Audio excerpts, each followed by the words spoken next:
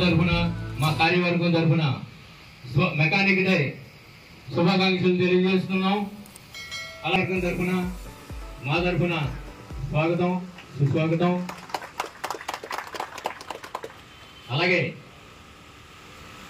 వేదికను అలంకరించిన పెద్దలకు, ఇక్కడికి విచ్చేసినటువంటి వివిధ వర్గాల వ్యాపారం వారికి, మోటార్ సైకిల్ మెకానికల్ వర్కర్స్ కి, మెకానిక్ సోదరులకు అందరికీ మా కార్యవర్గం తరఫున, Bhimavaram motor cycle welfare association తరఫున స్వాగతం సుస్వాగతం. అలా భీమవరం శాసనసభ్యులైనటువంటి రామాంజనేయులు గారిని మాట్లాడవలసిన సైకిల్ మెకానిక్ వెల్ఫేర్ అసోసియేషన్ వారు ఏర్పాటు చేసిన ఈ సభకి మెకానిక్ సోదరులందరికీ, లేబర్ ఆఫీసర్ లక్ష్మి గారికి,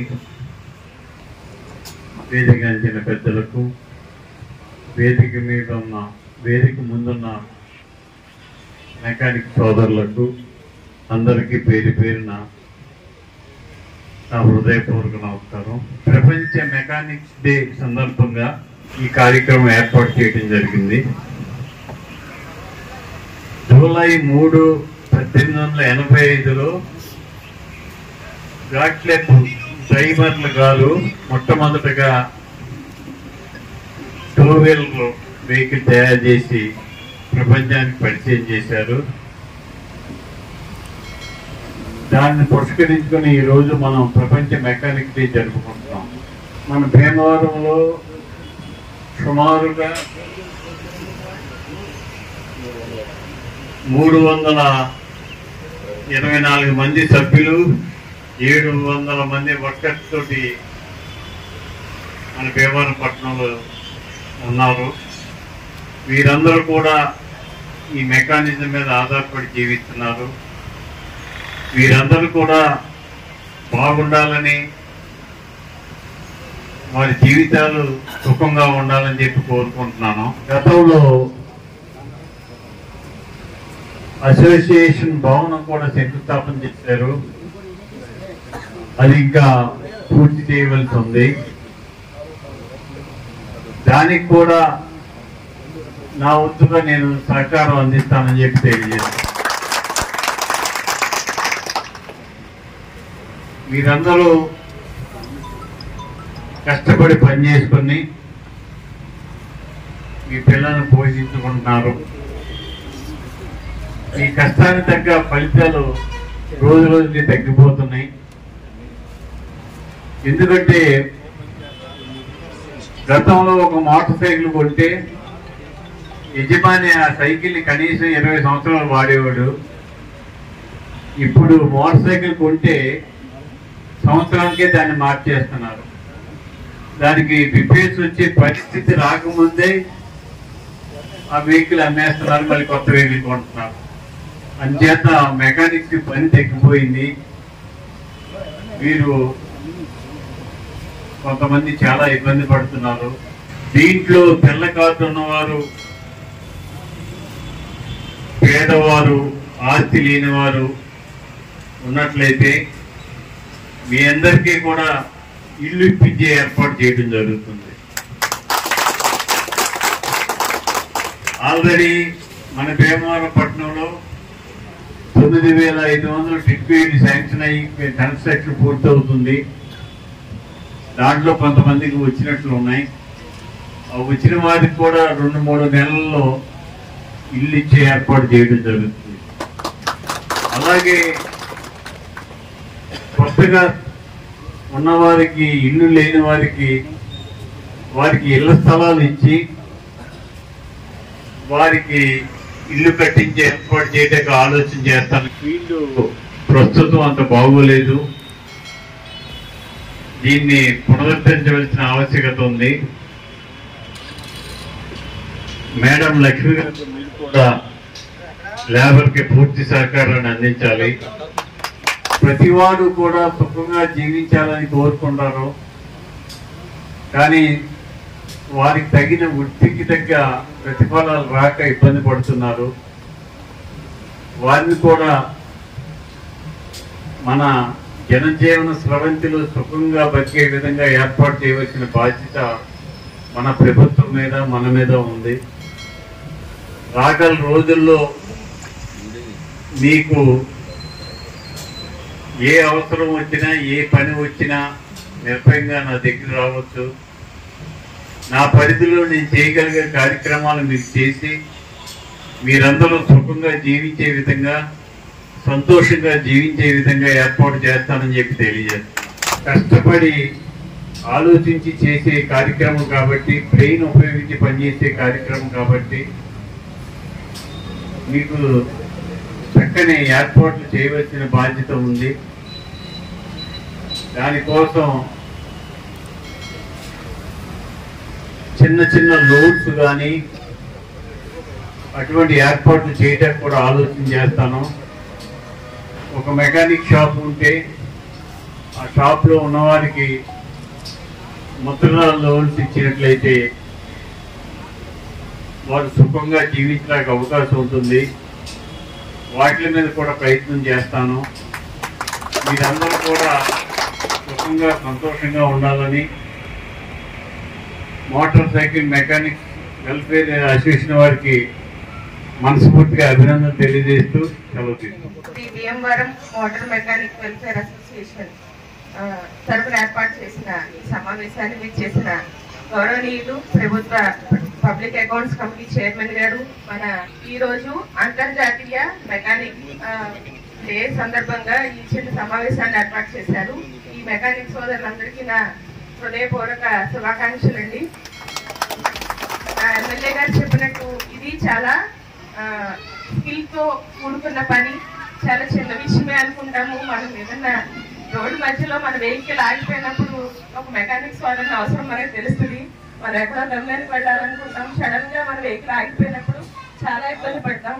కాబట్టి మీ స్కిల్ డెవలప్మెంట్ అంటే ఆంధ్రప్రదేశ్ ప్రభుత్వము అనేక రంగాల్లో స్కిల్ డెవలప్మెంట్ స్కీమ్స్ అమలు చేస్తుంది.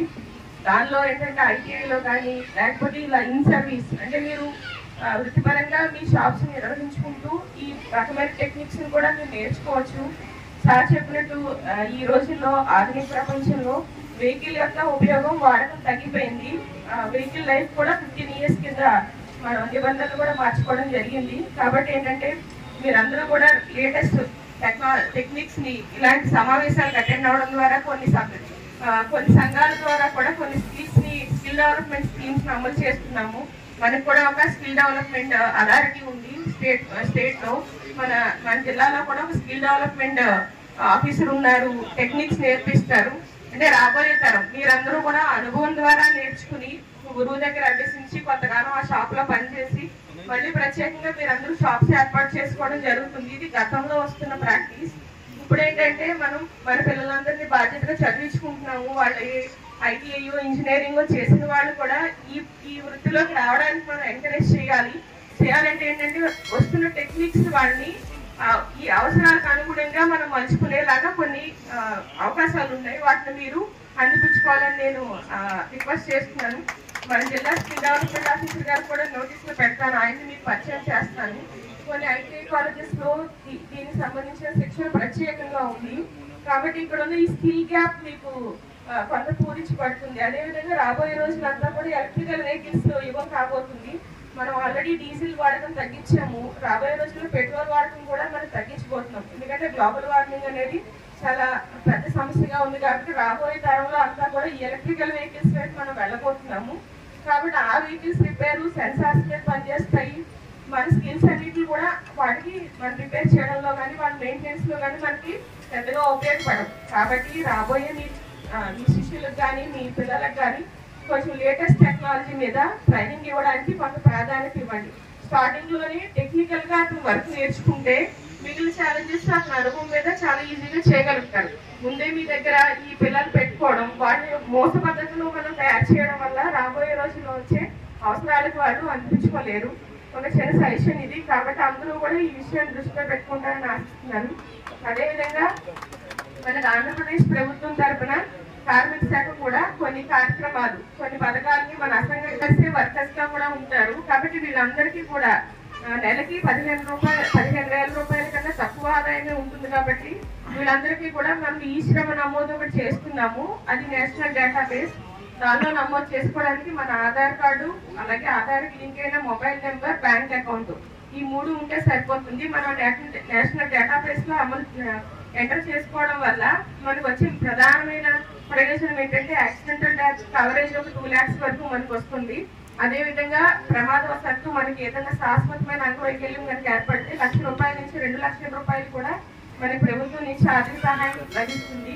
దీంట్లో నమోదు అవడం వల్ల మీరు చెప్పారు కదా, స్కిల్ డెవలప్మెంట్ ప్రోగ్రామ్స్ అంటే రాబోయే రోజుల్లో ప్రభుత్వాలు రూపొందించిపోయే అన్ని పథకాలకి కూడా ఈ డేటాబేస్ ఒక నమూనా కాబోతుంది. అంటే మెకానిక్ ఫీల్డ్ లో ఎంతమంది ఉన్నారు, వాళ్ళ హెల్పర్స్ గా ఎంతమంది ఉన్నారు అనేది మనకి నేషనల్ వైడ్ కూడా డేటాబేస్ లో మనం ఎంటర్ అవడం ద్వారా రాబోయే రోజుల్లో రూపొందించే స్కిల్ డెవలప్మెంట్ ప్రోగ్రామ్స్ కానీ ప్రభుత్వ సహాయ పథకాలకు కానీ ఈ నమోదు అనేది ఉపయోగకరంగా ఉంటుంది. రేపు రాబోయే రోజుల్లో మన ఆధార్ కార్డు ఎలా ఒక మన వాళ్ళకి కొన్ని పథకాలు అమలు అవుతున్నాయి కాబట్టి 16 నుంచి 60 సంవత్సరాల లోపు మధ్య వయసు గల వాళ్ళందరూ కూడా మీ ఇన్ఫర్మేషన్, ఆధార్ జిరాక్స్, దాని మీద బ్యాంక్ అకౌంట్, మొబైల్ నెంబర్, ఆ 3 రాసి మీ ప్రెసిడెంట్ గారికి ఇస్తే మేము మా ఆఫీస్ ద్వారా ఒక రోజు అక్కడ పంపిస్తాము. అంటే చాలా వరకు చేయించుకున్నారు, 60% 70% నమోదు అయ్యారు. మిగిలిన వాళ్ళు కూడా త్వరలో చేయించుకోండి. రెండో పథకం పెన్షన్ పథకం ఒకటి ఉంది. అంటే 60 సంవత్సరాలు నిండిన వాడికి వృద్ధాప్య పెన్షన్ ఇస్తున్నాము. అంగవైకల్యం కానీ ఒంటరి మహిళలకు కానీ వాళ్ళకి మనకి ప్రభుత్వం తరఫున పెన్షన్ పథకం అమలు అవుతుంది. అదేవిధంగా ఒక ప్రధానమంత్రి శ్రమయోగి మాన్ధన్ అని ఇంకొక పెన్షన్ పథకం మనకు ఉంది. అసంఘటిత కార్మికులకి ఏంటంటే వీళ్ళు 18 సంవత్సరాల నుంచి 40 సంవత్సరాల మధ్య వయసు కల వాళ్ళు ఎవరైనా సరే నెలకి 40 రూపాయల నుంచి 200 రూపాయలు వాళ్ళ వయసును బట్టి కాంట్రిబ్యూషన్ ఉంటుంది. ఇప్పుడు 18 సంవత్సరాల యువకుడు ఈ స్కీమ్ లో చేస్తే అతను నెలకి 80 రూపాయలు కట్టాల్సి ఉంటుంది. మీరు మీ సభ్యత్వం 80 రూపాయలు మీరు చేస్తే ఇంకొక 80 రూపాయలు ప్రభుత్వం జమ చేస్తుంది. మీకు ఒక పెన్షన్ అకౌంట్ క్రియేట్ చేస్తారు. అంటే ఇది LICతో టైఅప్ అయ్యి సెంట్రల్ గవర్నమెంట్ ఇంప్లిమెంట్ చేస్తున్న పథకం. మీ 80 రూపాయలు ప్రభుత్వం ఇచ్చే మ్యాచింగ్ గ్రాంట్ 80 రూపాయలు ప్రతి నెల మీ పెన్షన్ అకౌంట్ లో జమ అవుతుంది. మీకు 40 సంవత్సరాల వరకు కడితే సరిపోతుంది. మనకి 18 నుంచి 40 సంవత్సరాల వరకు మనం కాంట్రిబ్యూషన్ కడతాం. అంతే అమౌంట్ ప్రభుత్వం వేస్తుంది. ఆ నిధిని అలా ఉంచి మీకు 60 సంవత్సరాలు వచ్చిన తర్వాత నెలకి 3,000 రూపాయలు అంటే ప్రభుత్వం ఇచ్చే ఆర్థిక సహాయం, మీరే ఇతర ఇన్సూరెన్స్ పథకాల్లో తీసుకున్న పెన్షన్ స్కీమ్స్ తో అదనంగా ఈ 3,000 రూపాయలని మీకు ప్రతి నెల ఇవ్వడం జరుగుతుంది. కార్మికుల జీవిత కాలం వరకు 60 నుంచి 80 సంవత్సరాలు జీవించినా 90 సంవత్సరాలు జీవించినా అతనికి 3,000 రూపాయలు మీరు ఏ అకౌంట్ నుంచి అయితే కట్ అయిందో అదే అకౌంట్ డైరెక్ట్ గా జమ అవుతుంది. ఇదే ఆఫీస్కి వెళ్ళవసరం లేదు, ఎక్కడ అప్లై చేయక్కర్లేదు. అది ఆటోమేటిక్ గా జనరేట్ అయిపోతుంది. ప్రతి నెల 3,000 మీ ఖాతాలో జమ అవుతుంది. మీకు ఏదైనా 70 సంవత్సరాల వయసులో మీ సేవకు వెళ్తే చాలు, మీరు వాళ్ళు ఈ 4 డాక్యుమెంట్స్ ఇస్తే ఇమీడియట్ గా మీ కార్డ్ జనరేట్ చేసి ఇస్తారు. మీకు ఒక ID కార్డు వస్తుంది. ఆ కార్డు మీరు జాగ్రత్త పెట్టుకుంటే సరిపోతుంది. ప్రతి నెల మీ మొబైల్ కి మెసేజ్ వస్తుంది. మీరు ఏ అకౌంట్ అయితే ఇచ్చారో ఆధార్ లింక్ అయిన అకౌంట్ నుంచి 80 రూపాయలు కట్ అవుతుంది. 80 నుంచి 200 రూపాయలు. మీకు ఒక నెల 2 నెలలు దాంట్లో బ్యాలెన్స్ లేకపోయినా మీరు అమౌంట్ ఎప్పుడైతే ఆ అకౌంట్ లో జమ చేస్తారో అప్పుడు దాని నుంచి ఆటో డెబిట్ లో మీకు మెసేజ్ కూడా వస్తుంది. మీకు ఆ ఆప్షన్ తో అది కట్ అవుతూ ఉంటుంది. ఇది చాలా మంచి పథకం.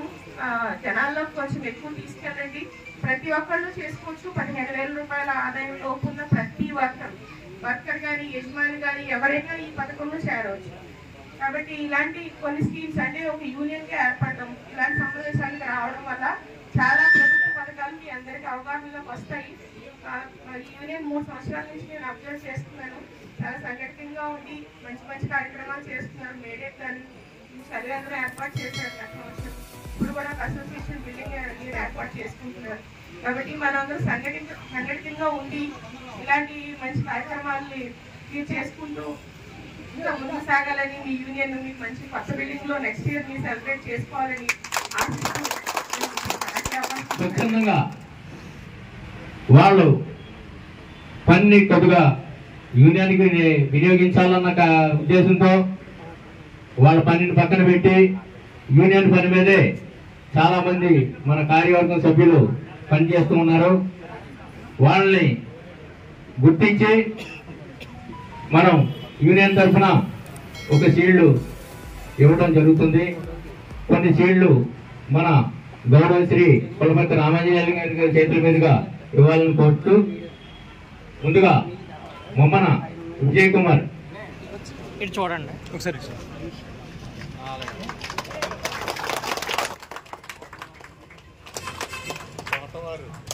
జాయింట్ సెక్రటరీ రేవులగడ్డ యేసు గారు, జాయింట్ సెక్రటరీ గద్ద రామారావు గారు,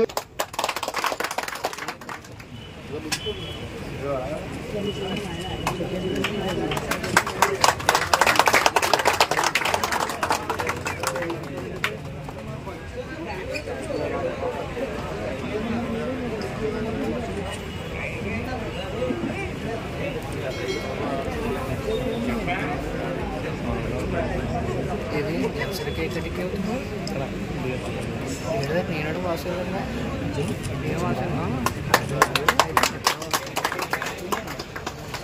జగద్ వస్తాం ఎమ్మెల్యే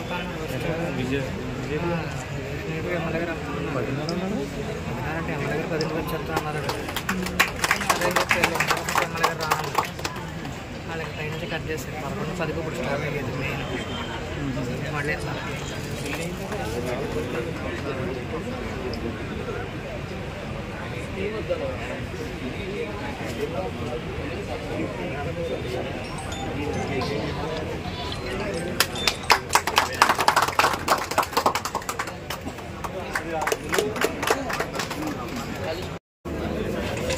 మీటింగ్ ఏర్పాటు చేయడం జరిగింది.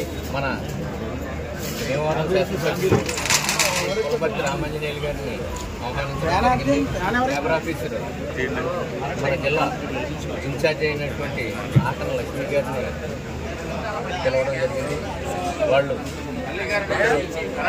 మన సభకు ఇచ్చేసి మన యూనియన్ గురించి, ఈ మోటార్ సైకిల్ మెకానికల్ సమస్యల గురించి, ఏ వయసులో వాళ్ళని పెట్టుకోవాలన్నది లేబర్ ఆఫీసర్ మేడం గారు వారు సందేశాన్ని ఇవ్వడం జరిగింది. మాకంటూ ఒక రోజు ఈ మెకానికల్ డే అని ఉన్నదని గుర్తించి ఈ మధ్యకాలంలో ఈ మెకానికల్ డేని ప్రపంచవ్యాప్తంగా చేయటం, అలాగే రాష్ట్ర దేశవ్యాప్తంగా చేయటం, మాకు కూడా ఈ గత 2 సంవత్సరాల నుంచి మేము కూడా ఘనంగా సోదరులందరినీ పిలిచి ఇక్కడ సభ ఏర్పాటు చేసి అందరం కలుసుకుని మంచి చెట్లు మాట్లాడుకుని ఈ కార్యక్రమాన్ని ఎంతో ఘనంగా చేయడం జరిగింది. ఈ సభకు అందరూ ఇచ్చేసి జయప్రదం చేయడం జరిగింది. అలాగే ఇక్కడికి వచ్చిన శాసనసభ్యులకు కానీ, ఈ లేబర్ ఆఫీస్ మేడం కానీ, ఇచ్చేసిన మెకానిక్ సోదరులందరికీ కానీ ఈ మెకానిక్ శుభాకాంక్షలు మరొకసారి తెలియజేస్తూ జై హింద్. చాలా ఘనంగా జరుపుకుంటున్నాం. అలాగే అందరూ స్వాతంత్రం చేసి మెకానిక్ డేని చాలా విజయవంతం చేస్తున్నాం. అలాగే ఇక్కడ చేసిన మెకానిక్ పెద్దలకి, మెకానిక్ సోదరులందరికీ కూడా నమస్కారాలు. అలాగే మేడం గారు, లేబర్ యాక్ట్ మేడం గారు, అలాగే మీడియా మిత్రులకి అందరికీ కూడా నమస్కారాలు.